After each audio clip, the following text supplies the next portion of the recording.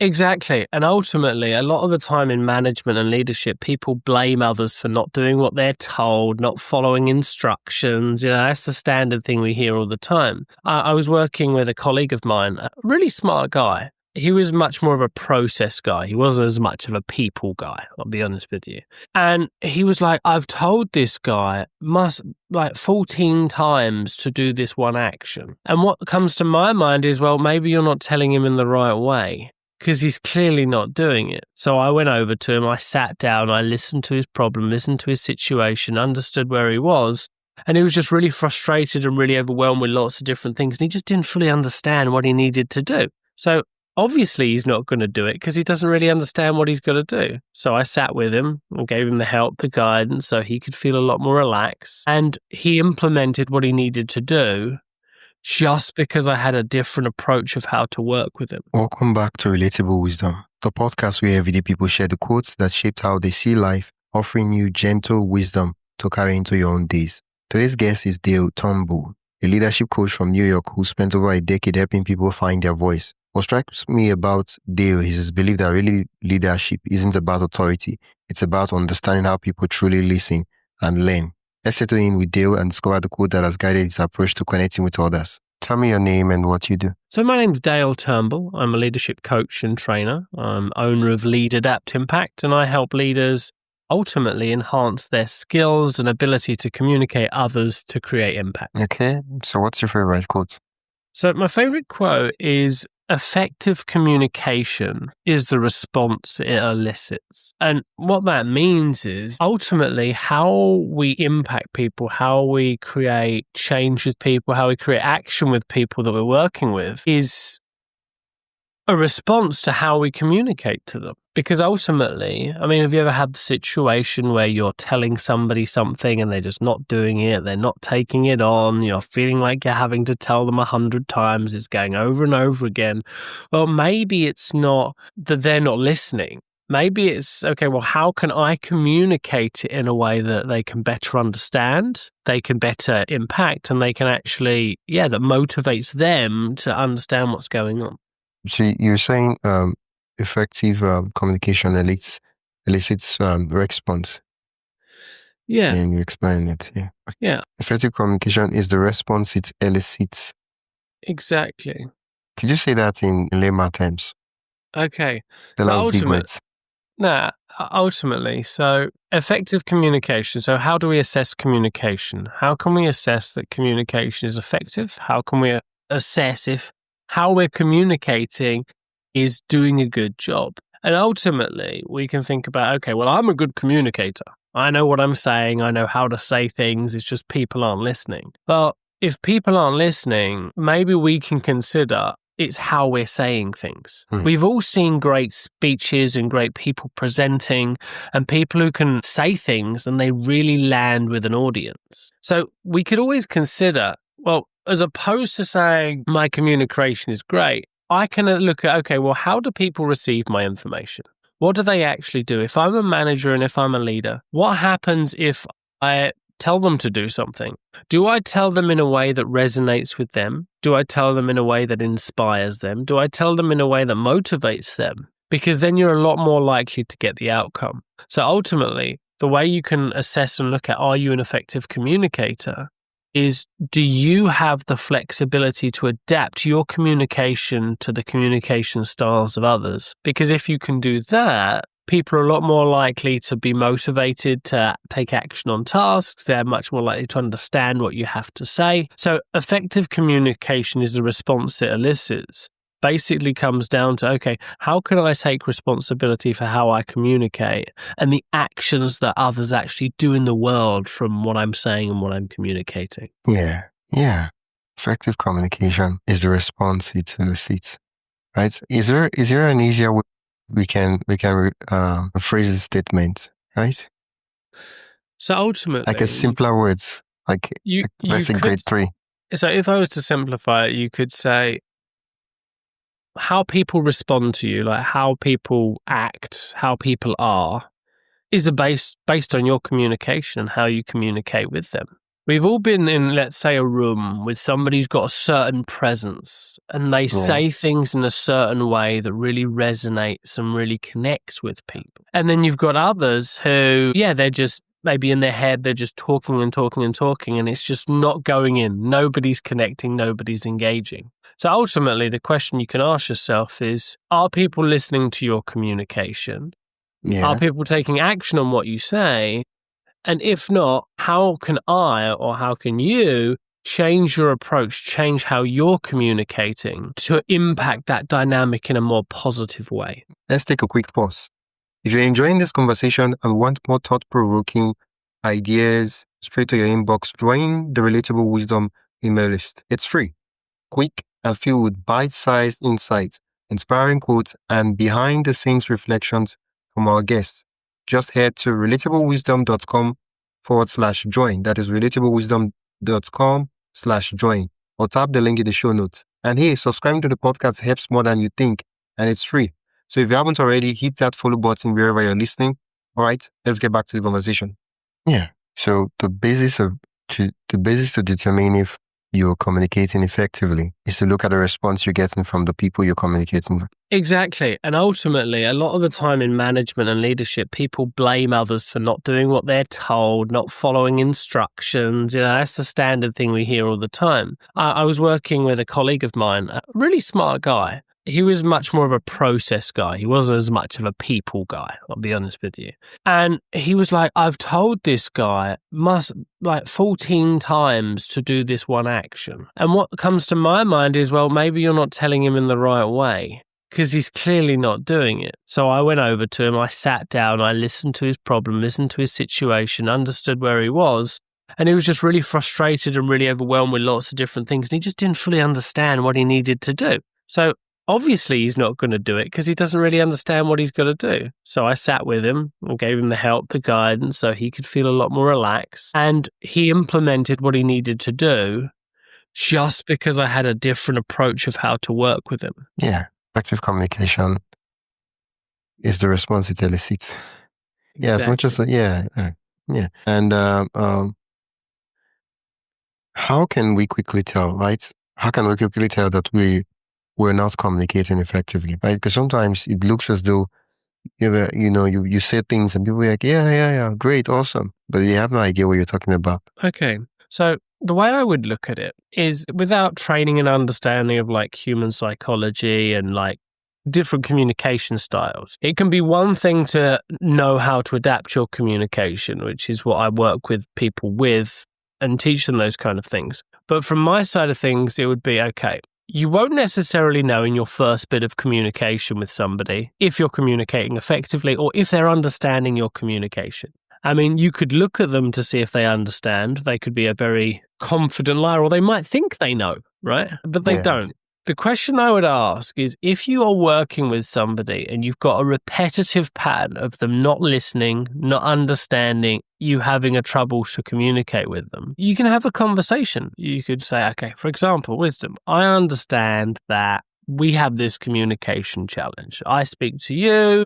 Either you don't fully get it, I don't fully get you. We've got this back and forth. We're missing understanding. Okay, would you agree? Yes. So we're on the same page. And then I would say, okay, well, I want to work on myself. Ultimately, how can I take responsibility for this communication? So what can I do? What can I say?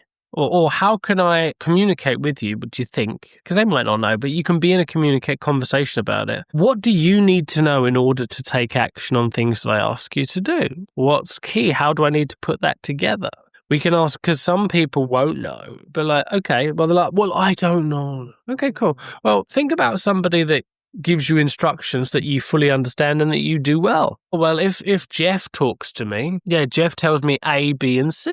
So he tells me what I need to do, when I need to do it. He doesn't get emotional about it and just explains those things. Cool. So are you saying to me, if I tell you that, it should be pretty clear? Yeah. Okay, cool. Well, I'll work on doing that, because it's not necessarily natural for me to do that, but I'm going to start communicating in that way and see how it goes. Does that work with you? Yeah. It's the fact that, sometimes, right, people give they try to communicate. They say, okay, in the context of employer, they're like, I want you to be a good employee. And now the person you told to be a good employee, they have no idea what that means. And so they don't even know what you want. So they're like, oh, I told you last week, try to be a good employee. You're not doing it. And then you could reframe it and say, no, to be a good employee, you show up early, right? You, when I give you a task to do and I give you a deadline, you deliver it on or before the deadline, right? When you're in the workplace, you're not spending that time watching YouTube videos and stuff like that, and a host of other things, so that people then understand, oh, this is what I need to do to be a good employee. 100%. A lot of leaders have a challenge. So if we're thinking about how people stereotypically think, so we can think in multiple different ways. But one way we can think about things is about chunks of sizes of information. And I'll give you a bit of an example. So let's just imagine I'm working in a factory. Okay. So if you look at, let's say, head management in that factory are thinking about the orders, the things going in and going out, the profit and loss, ultimately the very big picture. And when you're thinking about the engineer or the person working on the front line within that factory, they've got a very specific amount of little details that they need to do, that they need to get involved with. So normally, the further up in the organization you go, or any organization normally, the more bigger picture you think, the less detailed information you need on certain aspects of the day-to-day. If I'm forecasting and looking at the profit and loss and the organization, the timeframes of this whole factory complex, I don't need to know where the little screw goes in the odd little part of this. I don't need to know that. Yeah. So what can be a challenge for some managers or some leaders is they communicate in that big chunk. And that big chunk is, I want you to be a good employee. Now, they know what that means, but they don't necessarily think they need to communicate because they assume that the other person knows what that means. I was working with an organization recently with somebody who's doing a very similar thing.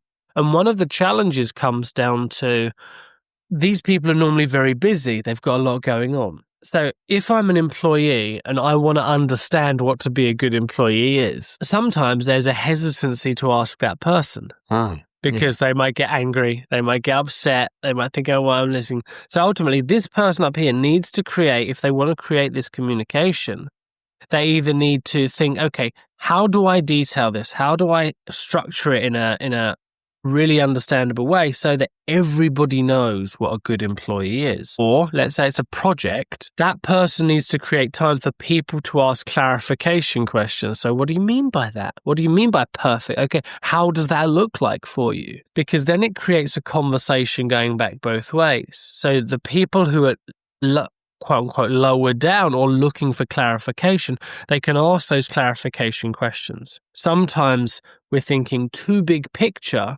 and therefore stuff doesn't get done the way we want, either because people don't know the details so they make assumptions, or because people are just afraid to ask so they don't ask the question in the first place. So this is another great example of, as a leader, if people aren't doing what I'm telling them, am I giving them enough information to do it effectively and efficiently? Yeah. I like the fact where you mentioned assumption. And this is not just in terms of workplace, right? In terms of communication, we should be at a point where every time we communicate with people, we should ask ourselves, what are the assumptions I'm having right now that I'm trying to communicate with him, right? I'm assuming that he understands English. These are there are certain of course basic assumptions we have. I hop on the call, I'm talking to you, and I'm like, yeah, good morning. I have this assumption that you understand and you speak English. And what if you don't understand and speak English, and then you're looking at me and you're like, oh, what's this guy saying? Yeah, or it could be like, just using English as an example, there's an accent, and there's certain words that we use culturally. I'm living in New York, but British and American English, there are some differences. So sometimes I can say things and people don't understand. Now, the odd comment is okay, and we can think about, we all make assumptions based on the people. We've all got unconscious biases and things we understand. One, from our judgments of the person, even though we don't judge, we've all got these preconceptions, point one. But also, we've got how we are as a person normally so how do I act with strangers, for example, or people I don't know? I'll have a certain amount of assumptions. I might not share information as freely. So we can consider for ourselves what assumptions could be running in the background. But it also, the bigger picture comes down to, what is my intention? What am I trying to achieve? So if I'm a manager or leader, or let's say I'm looking to talk to someone, engage with somebody, I don't know, could be to get to know them for a networking event or whatever. What is my intention? Is my intention as a leader or manager, my intention is I want to get this person motivated, inspired, and wanting to do the job they're doing effectively and efficiently. If that's my goal, I'm going to communicate in a different way. I'm not just going to say do a good job. I'm going to make sure they know how to do a good job, and I'm going to clarify those things. So, and for me, there's a few different things. If we consider the assumptions we're making, that's a lot of little detailed thoughts, which can be okay, but it can also be quite overwhelming. Whereas if we're like, well, what are we looking to achieve here? I want to know if I can have a conversation with this person. Okay, that's point one. After we got there, then I can think about the next one. If they don't speak English, okay, well, it's not going to work. Yeah, because it's important we always ask ourselves that, well, these assumptions I have, are they aware? Do they have these assumptions? Are these assumptions true? And because I'll give an example. Let's say you give a task let's say your VA to do, and you're like, I want you to go edit the video and put it together and then upload it to the podcast platform. And you assume that they know how to do that stuff, and like they can figure it out. They know that stuff. Like this stuff is tech stuff. It's just is their thing. And so you have to say, is this assumption true? Right? Have they been doing this stuff in the past? Right? So that I don't even have to tell them, oh, you have to go to this platform. You have to do this. You have to do this. Right? And if it's true, no problem. Yeah, they're like, yeah, it's still a podcast. That's not a big deal. I'll handle it. But if it's not true, then you have to say, okay, you have to do it like this, and because not every time, I feel like not every time we have to keep giving detailed instructions, right? Not every time. Yeah, I mean, it depends on what you're looking for. So if we use that as an example, the person's level of competency. Ultimately, so let's say you're looking to hire somebody or get someone to edit your videos, for example. Yeah. Okay, my first question is, okay, do they know how to do it?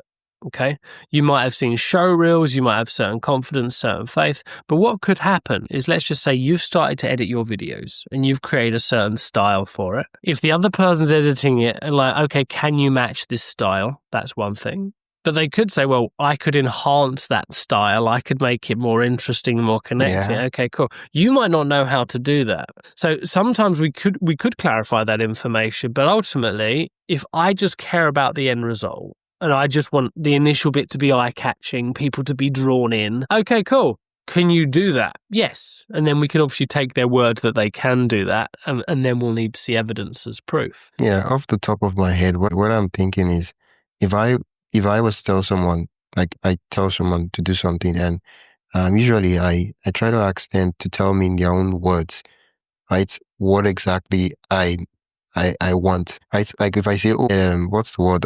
I want you to reach out to guests and stuff like that. And then like, okay, so can you tell me exactly what I mean when I say you should do that? And then they start explaining and say, oh, and then when they explain that stuff, I get to see, okay, yeah, they understand. And then sometimes they might just mention something like, oh, that's not what I want. That's not what I said. Yeah, no, that's not what I said. They're not the same thing. And then we'll go back to the drawing board. I try to like explain and say, oh, this is what I meant when I said this. Yeah, which is a really good way of doing it, is paraphrasing and clarifying understanding. Now, from a process perspective, depending on how simple the process is, that becomes a lot easier. Let's imagine my background is in sales, in recruitment, and teaching people how to sell. So if I'm to say, okay, how would you sell to somebody? Like, they could tell me the theory of it, which is one thing. The ability to do it is another thing. So, I mean, and this is where it becomes a bit grayer. Like some things that we might ask people to do, let's say as a skill perspective, they're going to get wrong, they're going to make mistakes, and we've got to have some patience with that depending. If it's a very simple black and white process and they've got the skills and capacity to do those things, it's about weighing these things up. Because sometimes we can be more critical when it comes to feedback, but we need to assess, well, does the person know how to do it? Do they have the skills and capabilities to do this thing? If they do, great. If they don't, do I need to find somebody else? Do I need to train this person? Do I need to guide this person more? Because ultimately, not everybody's going to be someone that we want to work with or that we're able to work with. But it's how can I assess, like, can they do what I need them to do in the time frame I need to do it? Or is it just not going to work? So there's a few ways of looking at things from that side of things. Yeah. Thank you so much for explaining and sharing your favorite quote and making it make sense. So now when I am communicating with someone, I would know what it means to have an effective communication. Beautiful. Thank you for having me. Yeah, if people want to learn more about you and what you do, where can they do that? Yeah, they can go on leadadaptimpact.com, leadadaptimpact.com. I offer leadership training and coaching for people to enhance their communication and increase their impact with the people they're working with. Yeah. Once again, thank you so much for being an amazing guest. Thank you so much. You've been listening to Relatable Wisdom, and I've been your host, Wisdom Okonkwo. You've been listening to the podcast where every story, quote, and insight helps you see life a little differently. If you enjoyed today's episode, follow the show on your favorite podcast app and share it with someone who loved the conversation. For more inspiring voices and timeless wisdom, visit relatablewisdom.com. Until next time, keep living, learning, and collecting wisdom that matters most to you.